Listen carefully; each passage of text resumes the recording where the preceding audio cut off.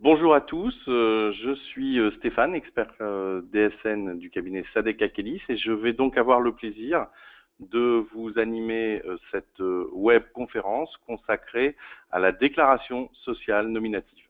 Donc nous allons être ensemble pendant une trentaine de minutes pour découvrir donc la déclaration sociale nominative, cette nouvelle forme de transmission d'informations auprès des organismes sociaux.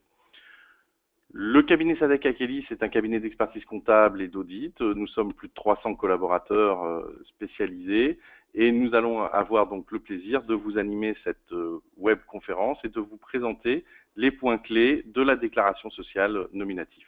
Donc je vous propose de démarrer dès maintenant cette web conférence et je vous souhaite évidemment une excellente participation. N'hésitez pas à poser des questions dans le module de chat puisque vous aurez donc la possibilité de poser un certain nombre de questions durant cette web conférence et nous y répondrons en fin d'intervention.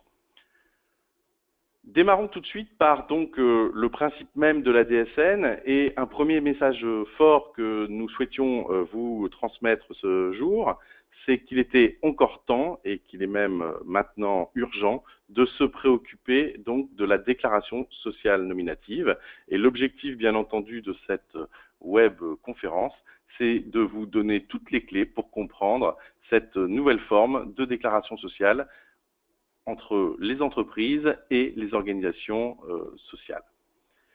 Nous allons donc avoir ce matin plusieurs éléments qui vont donc se concrétiser. D'abord, nous allons découvrir ensemble la DSN sous tous les angles, c'est-à-dire découvrir toutes les facettes de cette déclaration sociale nominative. Nous verrons ensuite, dans un deuxième temps, la mise en pratique de cette déclaration sociale nominative, c'est-à-dire la manière dont les entreprises doivent aborder le passage à la DSN.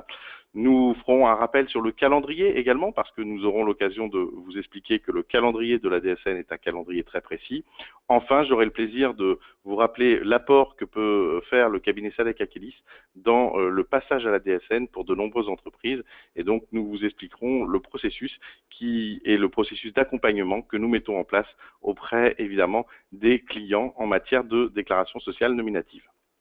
Démarrons tout d'abord par le premier temps de cette web conférence et découvrons donc ensemble les points clés de la DSN et les principes fondateurs de cette déclaration sociale nominative. Pour cela, je vous propose de répondre à trois questions qui sont évidemment trois questions importantes. Une première question autour du pourquoi la DSN est-elle mise en place. Une deuxième question autour évidemment du pour qui va être concerné finalement par la mise en place de cette déclaration sociale nominative. Et enfin, une troisième question qui est une question qui entraîne évidemment des implications, qui est autour évidemment du sujet du fonctionnement de cette déclaration sociale nominative. Et nous allons vous présenter évidemment le fonctionnement de cette nouvelle forme de déclaration sociale. Démarrons tout de suite par le pourquoi. Pourquoi la déclaration sociale nominative et pour quelles raisons aujourd'hui on se retrouve en 2016 donc dans la gestion de ce passage à la déclaration sociale nominative. Pour cela, nous avons besoin de faire un petit flashback, un petit retour en arrière.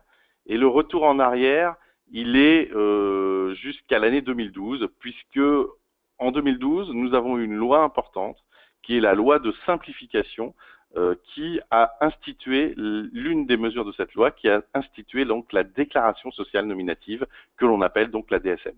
Alors, ce qu'il faut avoir en tête, bien entendu, c'est que les pouvoirs publics, le législateur, le gouvernement de l'époque, évidemment, avaient pour ambition de simplifier la vie des entreprises. On voit quand même dans la réalité aujourd'hui tous les jours que c'est pas forcément quelque chose qui s'est concrétisé dans beaucoup d'actions, puisque la complexité de la vie des entreprises est évidemment très forte. Mais l'idée quand même générale, on va dire, à l'époque, en 2012, c'était d'essayer d'avoir une simplification de la vie des entrepreneurs, et notamment donc de chercher où il pouvait y avoir des pistes de simplification. Et l'une des pistes de simplification qui avait été donc instituée par cette loi, c'était de simplifier et de clarifier le processus de déclaration entre les employeurs, les organismes sociaux et également, on va dire, les tiers de confiance, c'est-à-dire les personnes qui réalisent les déclarations pour le compte d'un certain nombre d'employeurs. Donc c'est l'objectif visé par la déclaration sociale nominative, c'est de pouvoir clarifier, de pouvoir simplifier et, si possible, de rendre plus dynamique le processus d'échange de déclaration des données sociales entre un employeur et les différents organismes sociaux. Donc retenez bien ce principe clé-là, la déclaration sociale nominative, la raison fondamentale de sa présence dans le paysage aujourd'hui des entreprises, c'est de pouvoir normalement simplifier le processus de déclaration des données sociales que l'on communique évidemment aux organismes sociaux. Alors évidemment, par rapport à cet objectif, eh bien, il est évident qu'il peut y avoir des modalités de mise en place qui, vous allez le voir, sont des modalités assez complexes et pour lesquelles, bien entendu, un cabinet comme Sadek Akelis est au service de ses clients pour les aider, bien entendu, à franchir au mieux le passage de la mise en place de cette déclaration sociale nominative. Alors, si je reviens sur, en effet, l'objectif fondamental, il faut se rappeler qu'aujourd'hui, dans le monde des entreprises, lorsque vous êtes un employeur et que vous avez des salariés, vous vous retrouvez devant une multitude d'organismes qui vous demandent des informations en matière sociale et chaque fois, vous êtes obligé de remplir un bordereau ou de télétransmettre un bordereau pour chacun des organismes. Le point clé de la déclaration sociale nominative, c'est un objectif unique, une seule déclaration pour transmettre toutes les données de la paye aux différents organismes sociaux. Donc ça, c'est vraiment le point clé, on va dire, de cette déclaration sociale nominative, c'est d'avoir en tête que l'objectif, c'est une seule déclaration et à partir de cette déclaration, une transmission unique des données vers l'ensemble des organismes sociaux et bien entendu, l'idée étant qu'ensuite les organismes sociaux peuvent traiter l'intégralité des données qui leur sont transmises. Donc la déclaration sociale nominative, elle a cet objectif-là et c'est évidemment l'objectif majeur qu'il faut que vous reteniez lorsque vous essayez de comprendre la raison d'être de la mise en place de cette déclaration sociale. Alors, pour les entreprises, pour les salariés, mais aussi pour les tiers déclarants, il y a beaucoup d'avantages évidemment au passage à la DSN. Alors pourquoi plusieurs avantages sur le passage à la DSN? Pour les entreprises, ce qui est évident, c'est que le passage à la DSN va permettre normalement d'avoir un seul point d'entrée, le point d'entrée étant la paye, et donc du coup à partir de cet élément-là qui est la paye réalisée dans l'entreprise, eh bien on va avoir un seul point d'entrée et on va éviter les erreurs de transmission dans les déclarations sociales. On va éviter également de la perte de temps une fois que le dispositif sera évidemment lancé, puisque ça va permettre en fait de ne donner qu'une seule fois une information plutôt que de le faire à une multitude d'organismes différents. Pour les salariés, évidemment, un avantage également, puisque normalement, avec la DSN, la simplification des démarches sera mise en place, c'est-à-dire que lorsqu'un salarié a des droits à des prestations sociales, par exemple des indemnités journalières liées à une maladie, par exemple des indemnités liées à un accident du travail, mais également des droits liés à du chômage et donc une perte d'emploi, une indemnisation pour perte d'emploi, eh bien très clairement le fait que les organismes aient reçu l'intégralité des données très rapidement permettra une simplification des démarches. Enfin, pour les tiers déclarants étant le plus souvent des experts comptables ou des prestataires en matière de paye, eh bien, les tiers déclarants, pour eux, évidemment, l'intérêt de la déclaration sociale nominative, c'est normalement une réduction du nombre de déclarations, même si le processus est évidemment plus complexe, on aura l'occasion de le rappeler un peu tout à l'heure, mais normalement, cela va permettre une meilleure fiabilité de l'information transmise, et donc là aussi, cela permettra de mieux communiquer avec les différents organismes sociaux que nous traitons régulièrement, évidemment, dans les cabinets au service des entreprises. Donc vous le voyez sur le principe, beaucoup d'avantages au passage à la DSN et une idée donc générale d'une seule transmission pour pouvoir donner toutes les informations nécessaires aux organismes sociaux. Alors, la question suivante, c'est la question du pour qui. Quelles sont les entreprises concernées par la DSN et êtes-vous finalement concerné vous-même par le passage à la DSN? La réponse est simple. Toutes les entreprises qui ont au moins un salarié sont concernées par le passage à la déclaration sociale nominative. Il n'y a pas d'autre réponse à apporter. Dès lors que vous avez un salarié, vous allez être concerné par cette mise en place de la déclaration sociale nominative, puisque en fait cette déclaration va devenir la déclaration unique en matière d'organismes sociaux. Donc vous le voyez, le fait d'être concerné par la DSN repose essentiellement sur un point clé, ai-je ou n'ai-je pas un salarié dans mon entreprise? Dès lors que j'ai un salarié dans mon entreprise, je suis forcément concerné par le passage à la DSN et je dois donc me préoccuper de ce passage et je dois évidemment anticiper les conséquences de ce passage pour mon entreprise et pour mon organisation. Alors, si l'on revient sur maintenant le fonctionnement un peu plus en détail de la déclaration sociale nominative et qu'on cherche évidemment à mieux comprendre ce qu'est la DSN et quelles vont être les implications, eh bien, il faut se rappeler, comme je le disais tout à l'heure, qu'avant la DSN, on avait une déclaration par organisme social. On réalisait une déclaration pour l'URSSAF, on réalisait une déclaration pour Pôle emploi, une déclaration pour les organismes de prévoyance ou les organismes complémentaires de retraite. Et donc, on avait à chaque fois une déclaration à faire avec des données qui étaient propres à l'organisme et qui nécessitaient donc évidemment de s'adapter à chaque fois aux éléments et aux différentes formes de déclaration que demandait l'organisme social.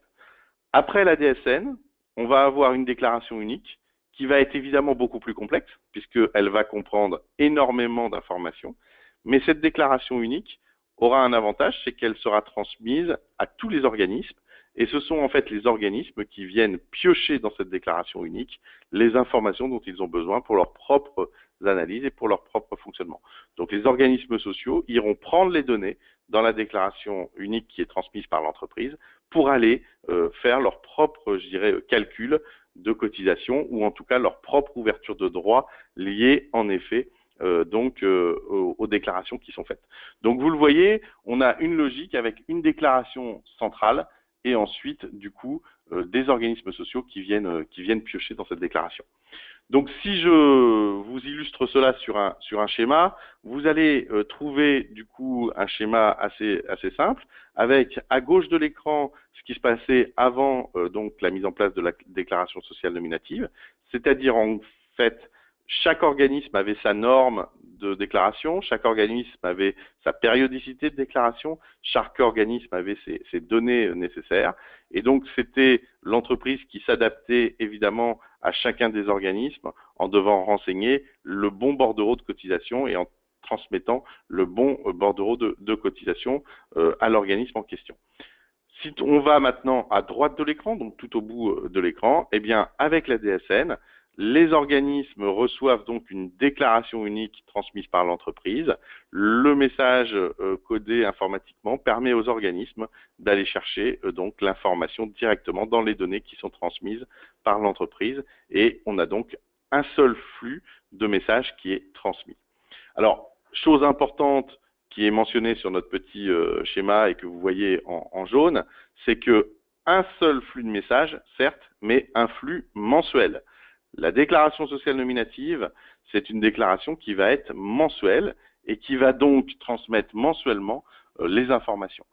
Évidemment, pour l'entreprise, une fois que le message est transmis, elle n'a fait qu'une seule démarche et elle s'est simplifiée la vie sur la démarche. Mais par contre, évidemment, le message doit être d'une très haute qualité et d'une très haute fiabilité en termes d'information.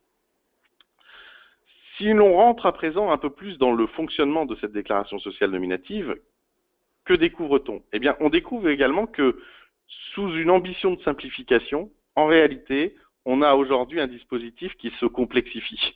Alors, c'est un petit peu le diable dans les détails, mais pour résumer, le rythme de déclaration change. Avant, les entreprises avaient des déclarations qui parfois étaient trimestrielles, parfois même étaient annuelles pour certains organismes. Eh bien là, maintenant, on passe sur un rythme mensuel pour la transmission de toutes les informations. C'est-à-dire que chaque mois, il faut effectuer cette déclaration sociale nominative. Ça n'est pas une déclaration annuelle, c'est une déclaration qui est mensuelle. Et cette déclaration sociale nominative doit donc être faite au même rythme que la réalisation de la paye.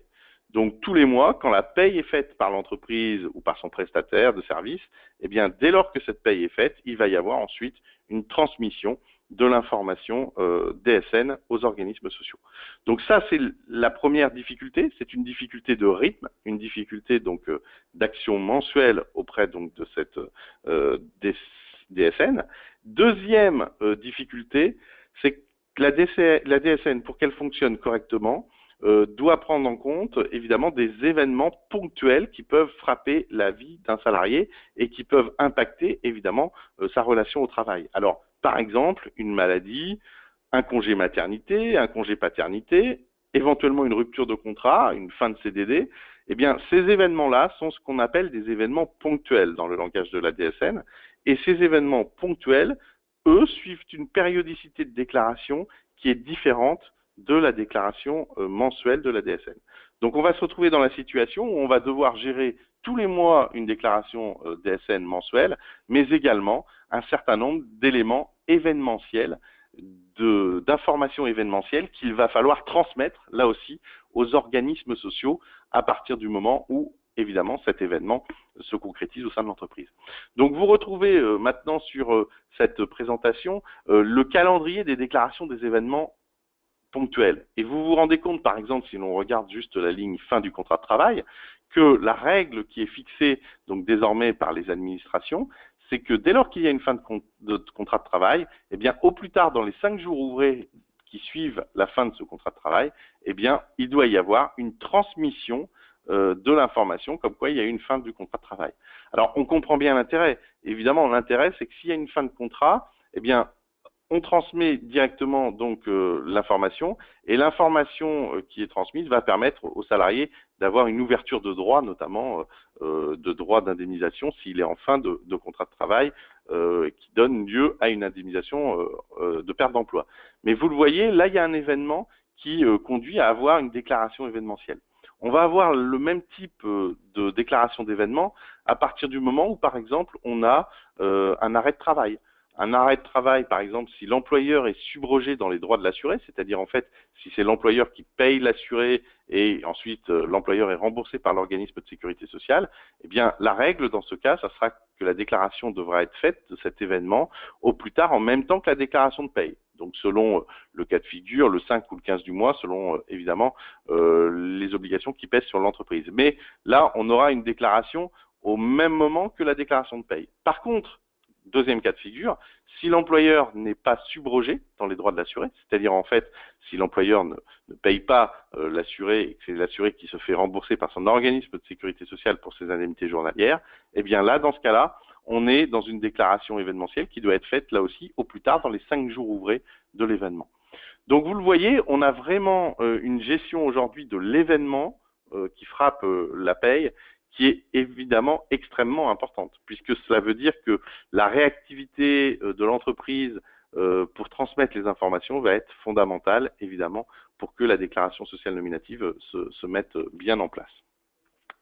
Donc, pour résumer, et avant de rentrer maintenant dans la mise en pratique de cette déclaration sociale nominative, eh bien, vous comprenez bien qu'il doit y avoir donc une déclaration mensuelle, une déclaration événementielle en fonction évidemment de l'événement qui frappe l'entreprise, et que ces deux éléments-là sont les deux éléments clés de cette mise en place de la déclaration sociale nominative. Alors, abordons à présent donc la mise en pratique. Donc, sur le plan technique, comment ça va se passer au niveau de la mise en pratique donc de la déclaration sociale nominative? Alors, ce qui est très très important, évidemment, c'est de se dire que pour qu'il y ait une mise en pratique qui fonctionne, il va falloir réfléchir au moins à 3 niveaux. Un premier niveau autour de l'organisation du passage à la DSN. Donc ça, c'est vraiment, je dirais, le premier niveau important de réflexion. Le second niveau très important de réflexion, c'est le niveau de l'information des salariés, de vos propres salariés au sein de l'entreprise, pour qu'ils comprennent pourquoi éventuellement vous allez leur redemander des informations, ou pourquoi le service de paye, ou la personne qui s'occupe de la paye, ou votre cabinet d'expertise qui fait la paye, va demander des informations plus précises aux salariés.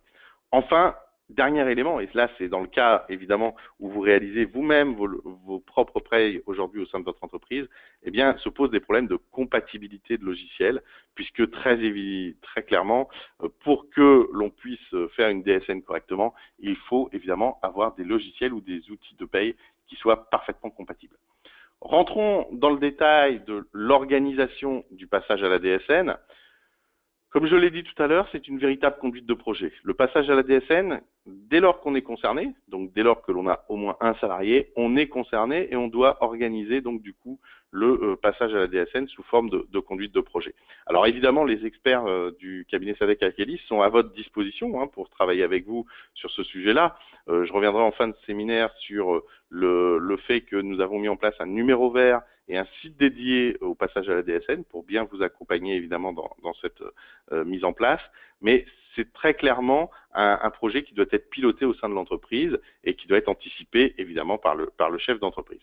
Alors, première remarque, il faut plus tarder puisque le passage à la DSN, c'est maintenant. Et donc, très clairement, il y a un calendrier qui, normalement, devait conduire à la généralisation de la DSN au 1er janvier 2016, mais les organismes sociaux n'étaient pas tous prêts. Et donc, ce calendrier a été reporté au 1er janvier 2017. Mais il est très clair que l'année 2016 sera l'année du passage à la DSN pour la plupart des entreprises. Et donc, il convient d'être maintenant dans cette action pour pouvoir préparer au mieux ce passage-là. Petite remarque, c'est que dans les accompagnements que nous réalisons auprès de nos clients, eh bien, on se rend compte qu'il y a un délai moyen pour passer à la DSN qui est d'environ 2 mois. Alors, ça ne veut pas dire évidemment 2 mois de travail, mais ça veut dire qu'il faut au moins 2 mois pour appuyer sur le bon bouton pour que la DSN se passe bien, parce qu'il faut collecter de l'information, il faut vérifier un certain nombre de paramétrages, et donc évidemment, il y a un petit peu de temps de mise en œuvre avec le client qui est forcément nécessaire. Et lorsque l'on est avec évidemment des entreprises qui font elles-mêmes la paye, elles-mêmes doivent évidemment prendre le temps de réfléchir à leur fonctionnement pour organiser au mieux le passage à la DSN. Sur le plan maintenant technique, il est également absolument nécessaire d'informer vos salariés du passage à la DSN. Alors, comment vous allez les informer? Plusieurs choses évidemment sont importantes. D'abord, il va falloir les informer qu'il y a la mise en place de cette nouvelle déclaration sociale nominative. C'est maintenant avec cette déclaration sociale nominative que se fera la communication vers tous les organismes sociaux. Donc, important évidemment d'informer les salariés sur ce sujet-là. Il va falloir également les informer parce que vous aurez peut-être besoin de leur demander des informations complémentaires et donc il faudra qu'ils soient au courant évidemment des informations complémentaires que vous pouvez avoir à leur demander. Et enfin, évidemment, l'information des salariés permettra de les informer également sur le fait que lorsqu'ils ont des droits sociaux à faire valoir au sein d'organismes sociaux, eh bien, ils pourront s'appuyer sur le fait que votre entreprise sera passée à la DSN pour évidemment avoir ces droits sociaux qui soient activés le plus rapidement possible. Donc vous le voyez, 3 vraiment niveaux d'information des salariés, et ces 3 niveaux-là sont évidemment très importants. Auprès donc des clients du cabinet Sadek Akelis, nous avons mis en place des fiches que l'on appelle les fiches le point sûr, qui vous permettent de faire le point là aussi et d'informer vos salariés sur ces éléments-là, sur ces points clés. Poursuivons toujours dans les impacts pratiques de la DSN. Eh bien, la problématique suivante, c'est une problématique de logiciel. Alors, si votre entreprise réalise elle-même sa paye, eh bien là, il y a une urgence absolue, c'est de vérifier que le logiciel de paye est bien compatible. Si le logiciel de paye n'est pas compatible, eh bien, il n'y aura pas de déclaration sociale nominative qui sera réalisée, et donc vous serez en quelque sorte hors la loi le jour où la généralisation se mettra en place, au plus tard le 1er janvier 2017.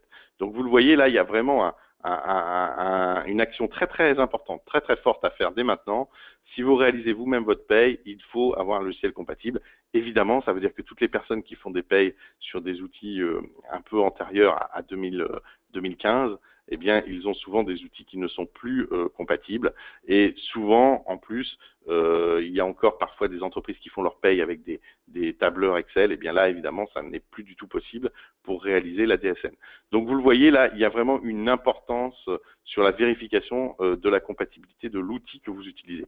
Alors évidemment, si par contre vous utilisez un tiers ou un expert comptable, comme notre cabinet pour faire ses payes, eh bien ce travail-là de compatibilité est réalisé depuis maintenant quelques temps et bien entendu, nous avons fait ce travail-là, nous, il y a très longtemps, pour avoir des outils qui soient parfaitement compatibles DSN. Et donc là, vous êtes déchargé évidemment de cette problématique logicielle et vous pouvez donc du coup vous reposer sur votre prestataire pour qu'il réalise correctement les payes et qu'ils réalisent correctement la DSN pour vous.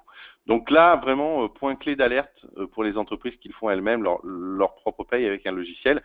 là aussi, sur notre numéro vert SADC Akelis spécifique DSN, vous pouvez bien entendu nous appeler et nous vous aiderons à définir si votre logiciel est compatible, ou en tout cas nous pourrons vous proposer un accompagnement pour vérifier que votre logiciel est bien compatible.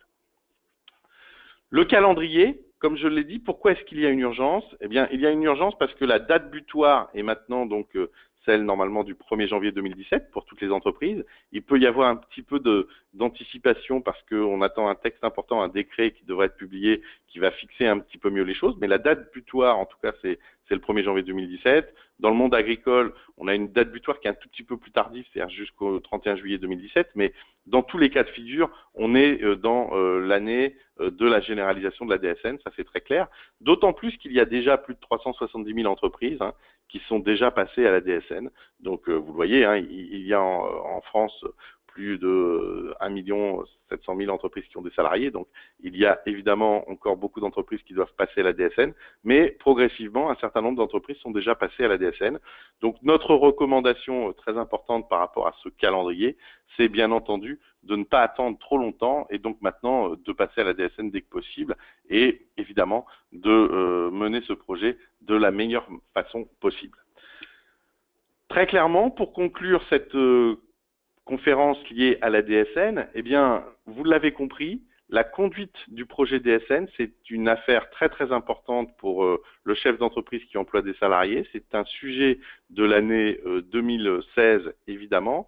Et donc, nos experts DSN sont à votre disposition, puisque le cabinet SADC Akelis a mis en place, donc, depuis maintenant 18 mois, un processus d'accompagnement pour les clients, mais également pour les personnes qui s'interrogent sur la DSN. Et donc, nous avons en place un numéro vert avec un numéro donc d'appel gratuit qui vous permet d'avoir des informations sur la DSN. Nous avons mis également en place un site dédié qui s'appelle donc sadec-dsn.fr que vous pouvez retrouver donc en ligne, sur lequel vous retrouverez beaucoup plus d'informations évidemment que ce que j'ai pu vous présenter dans cette webconférence, mais sur lequel vous pourrez également poser des questions et trouver certainement des informations qui vous seront très utiles pour votre passage à la DSN. Si vous le souhaitez, vous avez aussi la possibilité de jouer sur notre Serious Game. On a mis en place un Serious Game, vous savez, un jeu d'entreprise qui vous permet de tester là aussi vos connaissances en matière de DSN pour vos équipes de paye, mais aussi pour les personnes qui sont en administratif en matière sociale et évidemment vérifier que tout le monde a bien les bonnes connaissances en matière de DSN.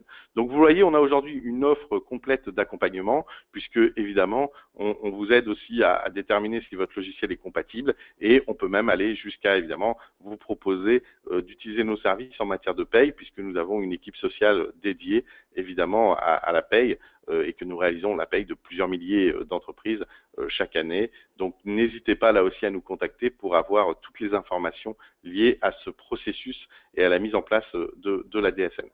Je vais terminer cette webconférence en prenant quelques questions qui ont été posées dans le chat. Alors je vois que j'ai une question qui m'est posée concernant en effet donc le calendrier et les échéances, et quelqu'un me dit le calendrier a déjà été reporté, est-ce qu'il le sera encore? Alors vous l'avez compris, j'ai démarré cette webconférence avec la loi de simplification qui est donc la loi de 2012. Donc depuis 4 ans, nous travaillons évidemment sur le sujet de la DSN au sein du cabinet SADC Akelis. C'est très clair que le calendrier initial était un calendrier qui a été découpé en plusieurs phases, avec une phase qu'on appelle la phase 1, qui a été une phase qui a été jusqu'en novembre 2015, durant laquelle un certain nombre d'entreprises ont travaillé sur la mise en œuvre de la DSN et ont testé la DSN et ont, je dirais, commencé à faire des transmissions de DSN. Depuis janvier 2016, on est dans un démarrage dit de phase 3 avec un certain nombre d'entreprises qui là aussi sont montées en puissance sur, je dirais, la mise en place de la DSN. Et très clairement, eh bien, à partir donc de maintenant, on rentre dans un dispositif qui va conduire à la généralisation de la DSN à l'ensemble des entreprises. Donc les pouvoirs publics ont déjà communiqué sur le fait que la généralisation de la DSN, c'est normalement à partir donc du 1er janvier 2017, et que bien entendu, il faut que les entreprises soient prêtes à cette date. C'est la raison pour laquelle on vous accompagne évidemment dans la mise en place de ce projet. Alors, je vois qu'il y a une autre question concernant les salariés et on me demande si en effet tous les salariés sont concernés par la DSN. Eh bien, je vous l'ai indiqué tout à l'heure, en effet, dès lors que vous avez un salarié, votre entreprise est concernée par le passage à la DSN. Donc là, c'est là aussi quelque chose de très clair et c'est quelque chose qu'il faut évidemment anticiper. Ce passage à la DSN concerne tous les employeurs. Donc dès lors que l'on a un salarié, on doit se préoccuper de ce passage à la DSN. Voilà, je vous propose à présent donc de poursuivre cette discussion ou cette conversation sur notre numéro vert. Vous pouvez bien entendu nous appeler pour poser toutes vos questions liées à la DSN.